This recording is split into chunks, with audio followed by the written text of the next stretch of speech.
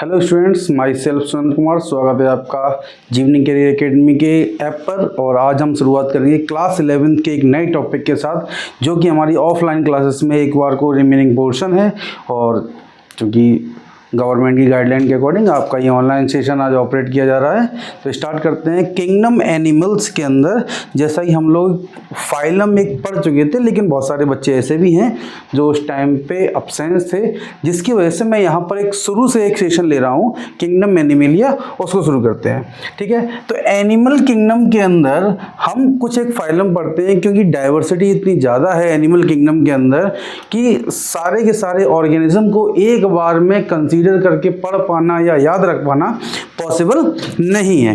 ठीक है, तो इसलिए हम लोग क्या करते हैं, हम लोग एक क्लासिफिकेशन का सिस्टम बना के रखते हैं, जिसके थ्रू क्या किया जाता है, एक हम इजीली वे में किसी भी चीज़ को, किसी भी ऑर्गेनिज्म को आइडेंटिकली पढ़ सकते हैं। ठीक है, तो होता क्या है कि बहुत सारे ऑर्गेनिज्म हैं, उनको डिवाइड किया है हमने, अलग अलग फाइलम्स बनाए हुए हैं। क्या बनाए हुए हैं? फाइलम। जिस तरीके से प्लांट के कैटेगरीज होती हैं, उसी तरीके से एनिमल्स की भी कैटेगरीज होती हैं। और किंगडम के बाद जो सबसे बड़ी कैटेगरी है उसको हम लोग बोलते हैं फाइलम। अब कितने फाइलम है किंगडम एनिमलिया में, पहले से लेके अभी तक कितना चेंजेस हो चुका है, वो सबके बारे में आज डिस्कस किया जाना है। देखो, एनिमल किंगडम में क्या होता था, आज से लगभग 10 से 15 साल पहले तक हम लोग इसमें फाइलम प्रोटोजोआ को भी कंसीडर करते थे। लेकिन ये 5 किंगडम क्लासिफिकेशन 1969 में जो व्हिटेकर ने दिया था, चूंकि वो अब एनसीएफ 2005 के अकॉर्डिंग वो एप्लीकेबल है, तो यहाँ पर जो फाइलम पहले प्रोटोजोआ हुआ करता था एनिमल के अंदर, अब उस फाइलम प्रोटोजोआ को सेपरेट कर करके एक अलग से किंगडम बना दिया गया है, प्रोटिस्टा। इसीलिए यहाँ पर हम लोग एनिमल किंगडम में क्या होता, मिनिमम 2 सेल्स चाहिए। कितनी चाहिए? मिनिमम 2 सेल, और मैक्सिमम इन्फिनिटी तक सेल्स जा सकती हैं, तो वो किंगडम एनिमलिया के अंदर रखी जाएंगी। अगर कोई भी ऑर्गेनिज्म है जिसके पास सिर्फ और सिर्फ एक सेल है, तो वो किस में रखा जाएगा? वो केवल किंगडम प्रोटिस्टा में और किंगडम मोनेरा के अंदर रखा जाएगा। तो किंगडम एनिमलिया के अंदर सबसे पहला फाइलम आता है फाइलम पॉरीफेरा। क्या आता है? पॉरीफेरा। और दूसरा क्या आता है? दूसरा आता है हमारे पास फाइलम टीनोफोरा। क्या आता है? टीनोफोरा। अगला आता है फाइलम सिलेंट्रेटा।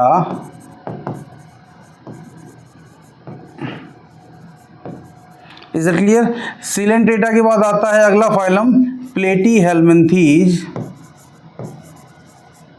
क्या आता है? प्लेटीहेल्मिन्थीज। प्लेटीहेल्मिन्थीज के बाद आता है निमेटोडा। क्या आता है? निमेटोडा। निमेटोडा के बाद आता है एनिलिडा। एनिलिडा के बाद आता है आर्थ्रोपोडा। आर्थ्रोपोडा के बाद आता है मोलस्का। मोलस्का के बाद आता है इकाइनोडर्मेटा। इकाइनोडर्मेटा के बाद आता है हेमिकॉर्डेटा। और हेमिकॉर्डेटा के बाद लास्ट वाला फाइलम आता है कॉर्डेटा। तो इन सभी सारे के सारे फाइलम में हम लोग पॉरीफेरा से लेकर और हेमिकॉर्डेटा तक, यहाँ तक के फाइबर को, यानी कि हम कह सकते हैं कि हम फाइलम कॉर्डेटा को अगर हम छोड़ देते हैं, तो बाकी के सारे जो फाइलम हैं, इनको हम लोग नॉन कॉर्डेटा के अंदर कंसीडर करते हैं। किसके अंदर करते हैं? नॉन कॉर्डेटा के अंदर कंसीडर किया जाता है। तो अब हम क्या करेंगे, एक एक फाइलम को लेकर के चलेंगे और उसके बारे में डिस्कशन करेंगे। तो सबसे पहले हम लोग बात करते हैं फाइलम पॉरीफेरा का। किसकी बात करते हैं? Phylum Porifera. किसकी बात करते हैं? फाइलम पॉरीफेरा की। देखिए, बायोलॉजी के अंदर या एक साइंस की किसी भी सब्जेक्ट के अंदर, चाहे वो फिजिक्स हो, चाहे केमिस्ट्री हो, और चाहे वो बायोलॉजी, वहाँ पर मोस्टली ऐसे वर्ड्स आपको देखने को मिलेंगे जो अपना मीनिंग जो है वो खुद ही बता देते हैं कि भाई मेरा मीनिंग क्या है, मुझे यहाँ पर क्यों रखा गया है। तो इसीलिए होता क्या है कि जो पॉरीफेरा है, इसका मतलब होता है पोरोस प्लस फेरी। क्या होता है? पोरोस प्लस फेरी।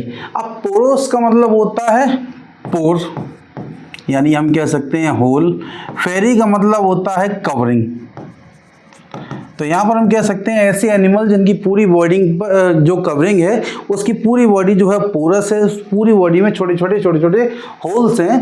तो और फाइलम पॉरीफेरा के अंदर ऐसे ही एनिमल्स रखे जाते हैं इनकी पूरी बॉडी कैसी है, पोरस है। ठीक है, तो फाइलम पॉरीफेरा के अंदर एक एग्जाम्पल हम दूंगा जिसको नॉर्मल भाषा में हम लोग आम भाषा में बोल देते हैं स्पंज। लेकिन स्पंज पॉरीफेरा का जो है एग्जाम्पल नहीं है। फाइलम पॉरीफेरा के एनिमल्स के स्केलेटन को हम लोग स्पंज बोलते हैं। क्या बोलते हैं? फाइलम पॉरीफेरा के एनिमल्स के स्केलेटन को हम लोग स्पंज कह सकते हैं। फाइलम पॉरीफेरा जो होता है इसके एग्जाम्पल अगर मैं यहाँ लिख के दूंगा तो सबसे पहला एग्जाम्पल आएगा साइकोन। आप लोगों ने अगर लैब में देखा हो तो हल्दी की गांठ की तरह ये दिखता है। दूसरा आएगा ल्यूकोसोलेनिया। ठीक है, ल्यूकोसोलेनिया के बाद आता फाइसेलिया। ठीक है, यूप्लैक्टेला। यूप्लैक्टेला एग्जाम के पॉइंट ऑफ व्यू से इंपॉर्टेंट है क्योंकि यूप्लैक्टेला को एक कॉमन नाम दिया जाता है वीनस फ्लावर बास्केट। क्या दिया जाता है? Venus flower basket. ऐसा क्यों कहा जाता है? क्योंकि जापान के अंदर जब किसी कपल्स की शादी होती है तो वहाँ पर लव के सिंबल के फॉर्म में इसका स्केलेटन गिफ्ट किया जाता है, क्योंकि ये एक बाइसेक्सुअल एनिमल है। इसके अंदर मेल और फीमेल दोनों एक ही स्केलेटन में रिमेनिंग रहते हैं। तो उनको एक वर्ड दिया जाता है that Euplectella that is called as the union till death. Union till death.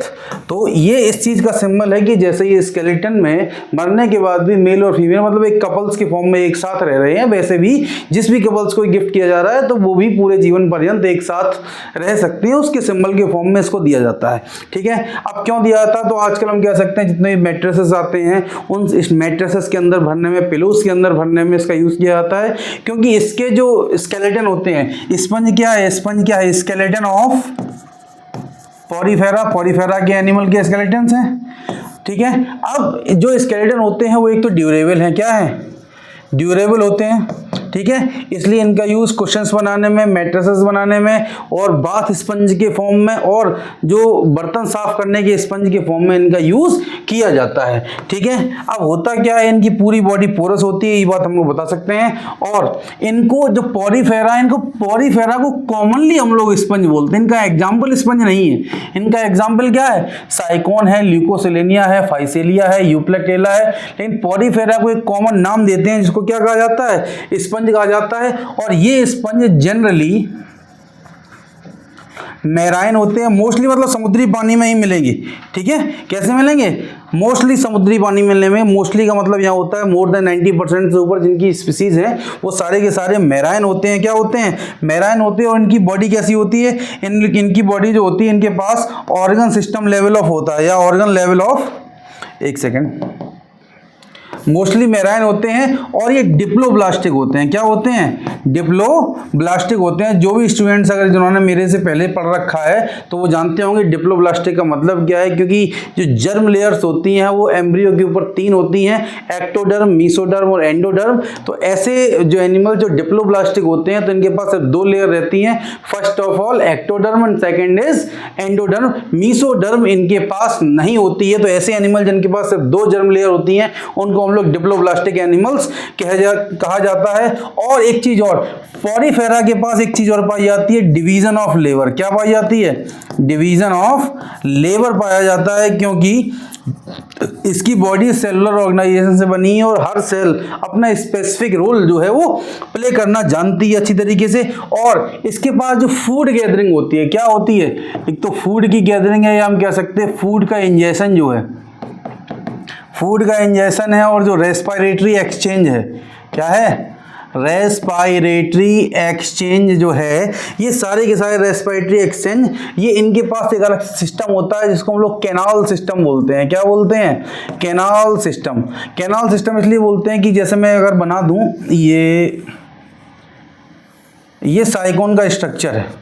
ये क्या है? ये साइकोन है और नीचे से सबस्ट्रेट है, कोई एक बेस है जिससे ये अटैच रहता है। ठीक है, अब ये जो साइकोन का स्केलेटन हमारे पास है, साइकोन का फिगर हमारे पास है, तो इसमें ऊपर आप एक वाइड पोर्शन देख रहे हैं, ओपनिंग, इसको हम लोग बोलते हैं ऑस्टिया। तो ऑस्टिया होता क्या है? हम कह देंगे अ लार्ज ओपनिंग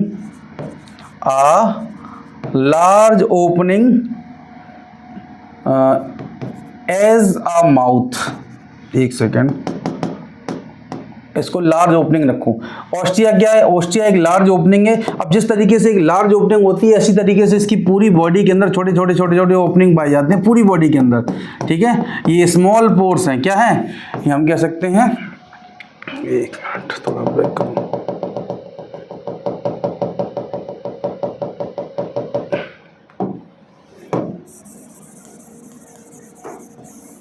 मैं पहले एक इंटरनल स्ट्रक्चर बना दूं, उसके बाद इसको डिफाइन करूंगा, ठीक है। तो यहाँ पर हम ये देख सकते हैं एक बड़ा छेद इनके ऊपर होता है और पूरे शरीर में छोटे छोटे क्या होते हैं, छोटे छोटे छेद होते हैं। अब होता क्या है, जैसा कि मैंने इनके पास बताया कि इनके पास कैनाल सिस्टम है। मैं यहाँ पर पूरा प्रयास करूंगा कि आपको एक एक चीज़ क्लियर हो। और ये इस तरीके से कैनाल सिस्टम इनकी बॉडी के अंदर पाया जाता है, ये ठीक है। कैनाल सिस्टम होने की वजह से ये सारे के सारे एनिमल जो हैं वो सीलियरी फीडर होते हैं। क्या होते हैं? सीलियरी फीडर होते हैं। सीलियरी फीडर का मतलब होता है जो भी वाटर करंट इनकी बॉडी के अंदर आता है, उस वाटर करंट के थ्रू, इस वाटर करंट के थ्रू जितने भी फूड पार्टिकल्स हैं ये उनको सेपरेट कर लेते हैं और इसी वाटर करंट को बॉडी से बाहर कर दिया जाता है। होता क्या है कि इनकी बॉडी के पास बहुत सारे छोटे छोटे छेद होते हैं, ये यहाँ पर। तो चारों तरफ से जो वाटर करंट है, ये यहाँ पर क्या है, ये वाटर करंट आता है। इस वाटर करंट के साथ साथ फूड पार्टिकल भी होते हैं। तो water current plus food particle हम लोग यहाँ पर लिखेंगे। वाटर करंट के साथ क्या आते हैं? फूड पार्टिकल आते हैं और ये फूड पार्टिकल इस पूरे कैनाल सिस्टम में मूव ऑन करते हैं, घूमते रहते हैं, जिसकी वजह से ये इससे फिल्टर हो जाते हैं, छन जाते हैं। तो फूड पार्टिकल तो इसकी कैविटी में रह जाते हैं, बाकी इनका जो बचा हुआ जो वाटर है वो इस बड़े पोर से बाहर निकल जाता है। तो छोटे छोटे पोर्स जो पूरी बॉडी में, that is called as ostia, and the large pore opening that is called as the osculum. Is that clear? ठीक है। तो स्पेसिफिक फीचर्स की बात करेंगे। स्पेसिफिक फीचर क्या है? जो सब इसके पास ही होता है, बाकी किसी के पास नहीं होता। तो फाइलम जो पॉलीफेरा का यूनिक फीचर जो है, इसको मैं एक वर्ड देता हूं यूएफ, यानी unique feature.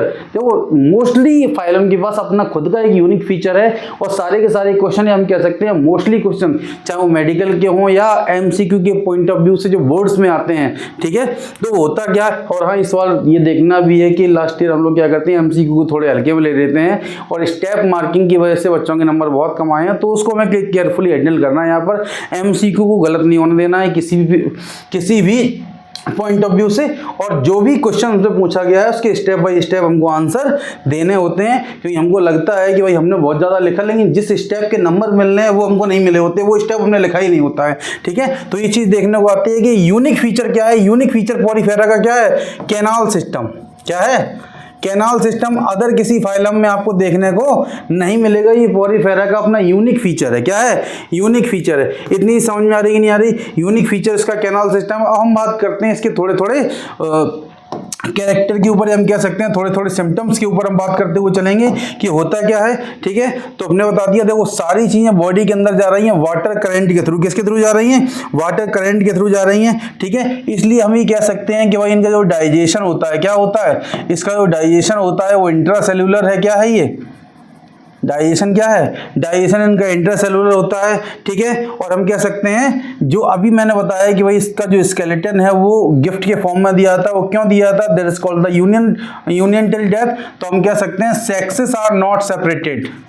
Sexes are not separated, ठीक है। तो इन दोनों इस पूरी लाइन के लिए हम एक अलग से वर्ड देते हैं, दैट इज कॉल्ड हर्मेफ्रोडाइट, ठीक है। अब इसकी पूरी बॉडी वॉल के अंदर आप लोगों ने अभी तक देखा इसके प्रीवियस स्ट्रक्चर के पास कि इसके पास देखो बहुत सारे क्या है, बहुत सारे पोर्स भी थे और इसकी पूरी बॉडी में स्पाइक्यूल्स भी पाए जाते हैं। क्या पाए जाते हैं? स्पाइंस और स्पाइक्यूल्स भी पाए जाते हैं, ठीक है। अब होता क्या है, बॉडी के पास स्पाइक्यूल्स भी हैं। क्या हैं? स्पाइक्यूल्स भी हैं एंड स्पॉन्जिन्स भी हैं। अब बात कर रहे हैं वही स्पाइक्यूल्स और स्पॉन्जिन क्या है। ये स्पाइक्यूल्स और स्पॉन्जिन बॉडी के स्पेशल फाइबर्स हैं, इस पूरी बॉडी को बना के रखते हैं, ठीक है। और स्पाइक्यूल्स और स्पॉन्जिस की वजह से इसकी बॉडी कैसी है? इसकी बॉडी पोरस है, जिसकी वजह से वाटर इजीली बॉडी के बाहर की तरफ और अंदर की तरफ मूव करता है, जिसकी वजह से इसकी सारी प्रोसेस, चाहे वो डाइजेशन हो, चाहे वो रेस्पिरेशन हो या एक्सक्रीशन हो, वो क्या करता है? वो एक परफॉर्म करता रहता है। तो अगर इसके पास कैनाल सिस्टम है तो कैनाल सिस्टम सिस्टम क्या करता है, वो रेस्पिरेशन भी काम कर रहा है, एक्सक्रीशन का भी काम कर रहा है, डाइजेशन का भी काम कर रहा है, कहीं ना कहीं से ट्रांसपोर्ट का भी काम कर रहा है। तो इसके बाद जो ट्रांसपोर्ट सिस्टम है वो वाटर का है, तो हम कहेंगे water transport system, water transport system present. Is that clear? इसके पास कौन सा ट्रांसपोर्ट सिस्टम है, वाटर ट्रांसपोर्ट सिस्टम प्रेजेंट है। और इसकी बॉडी जो होती है, तो बॉडी हम कह सकते हैं body is lined by coenocytes.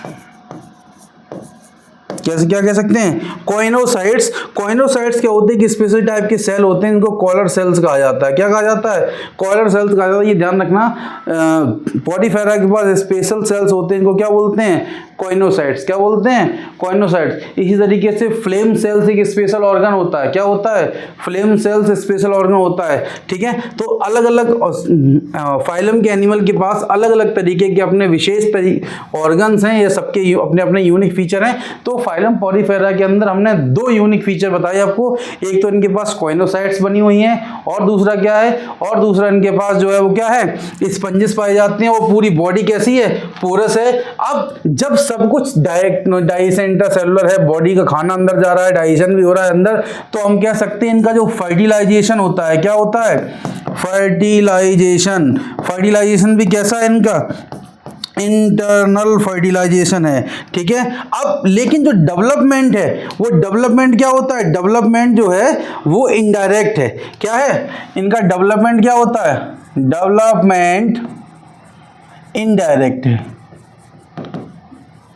Development क्या है, इनडायरेक्ट है। अब ये चीज देखना, जहां पर हमने डेवलपमेंट इनडायरेक्ट की बात बोली है, तो क्यों बोली है, डेवलपमेंट इनडायरेक्ट होता कैसे है, देखो डायरेक्ट डेवलपमेंट है तो जैसी मदर होगी सेम एज इट इज बच्चा पैदा हो जाएगा, that is called direct development. जब इनडायरेक्ट की बात करते हैं तो कहीं ना कहीं उसमें एक मीडिएटर फेज होती है। क्या होती है, उसमें एक मीडिएटर फेज होती है जिसको हम लोग बोलते हैं लार्वी या लार्वा। तो जब डेवलपमेंट इनडायरेक्ट है तो हम कह सकते हैं larvae is present.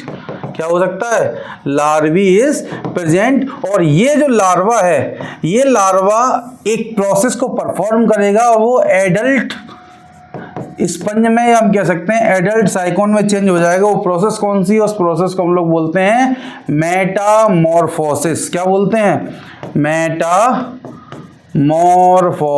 Is that clear? क्या बोलते हैं हम लोग, मेटामॉर्फोसिस बोलते हैं। ठीक है, अब इसके एग्जाम्पल की बात करेंगे, कौन कौन से एग्जाम्पल में, एक दो चीज मैं बता भी दूंगा कौन कौन से एग्जाम्पल है। अभी सबसे पहले है साइकोन। क्या है, साइकोन है। दूसरा है स्पॉन्जिला। क्या है, स्पॉन्जिला। अब ये ध्यान रखना, मैंने स्पॉन्जिला एग्जांपल क्यों दिया है, क्योंकि साइकोन तो मेराइन वाइटर में पाया जाता है, हमने पहले ही बता चुके थे। इसके जो मेंबर है मोस्टली मेराइन होते हैं, लेकिन स्पॉन्जिला हमने जब यहाँ लिखा है तो इसके ब्रैकेट में भी एक चीज लिख देंगे, ये फ्रेश वाटर स्पंज है। क्या है ये फ्रेश वाटर का स्पंज है।